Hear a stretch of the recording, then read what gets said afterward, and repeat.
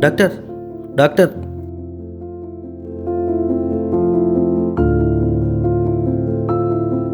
Doctor రాయ్యా కూర్చో.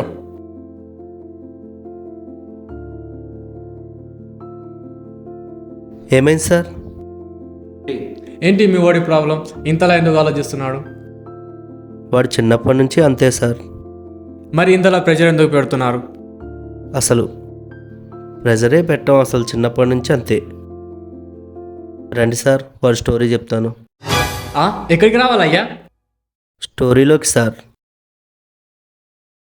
ఏంటి నా పైన చూస్తున్నాడు?